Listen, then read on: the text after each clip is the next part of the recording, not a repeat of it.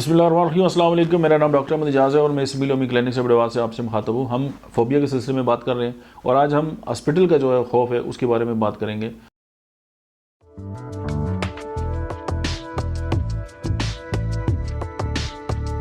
यानी extreme fear of hospital, इसको हम नोज़ोकोम फोबिया भी जो है वो कहते हैं।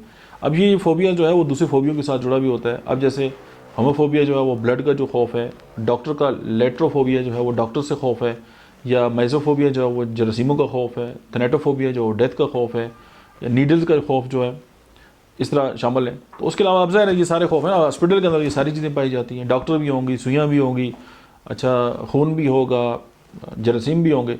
तो ये सारे जो है वो मिल जाते हैं और फिर बनता है एक्सट्रीम फियर ऑफ हॉस्पिटल।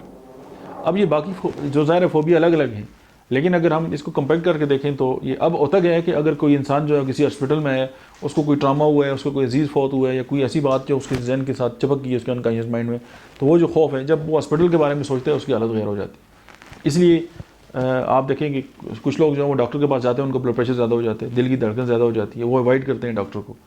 और 12 मैंने तो फॉरेन कंट्री में ये भी देखा है कि डॉक्टर अपने नाम के साथ डॉक्टर भी नहीं लिखते। उसकी वजह कि जब आप कहते हैं कि डॉक्टर फ़लाँ, तो डॉक्टर के साथ फिर बीमारियाँ जुड़ी होती हैं। लेकिन अगर आप कॉमन नाम लेते हैं तो वो समझते हैं हम एक अपने फ्रेंड को जो है विजिट कर रहे हैं। तो ये एक अप्रोच भी है और मैं समझता हूँ कि हमें भी ये किसी हद तक जो है अपनानी चाहिए। और हम तो ये समझते हैं कि डॉक्टर की नाम हो, स्पेशलिटीज़ हों, और फिर उसके अस्पताल में जाएँ और लगे कि बंदा मरीज़ है तो फिर मज़ा आता है। तो ये चीज़ें बज़ाते खुद जो है वो किसी बीमारी से जो है वो कम नहीं है। मरीज़ को तो एक होप और उम्मीद की तरफ लेके जाना चाहिए।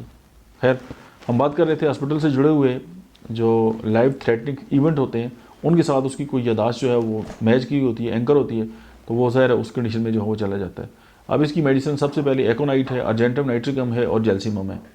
तो अगर आप ये समझते हैं कि कुछ आपके इर्द गिर्द इस तरह के लोग हैं तो ये 3 बड़ी मेडिसिन आपकी हेल्प कर सकती है, लेकिन होम्योपैथिक डॉक्टर की गाइडेंस के under. Thank you very much.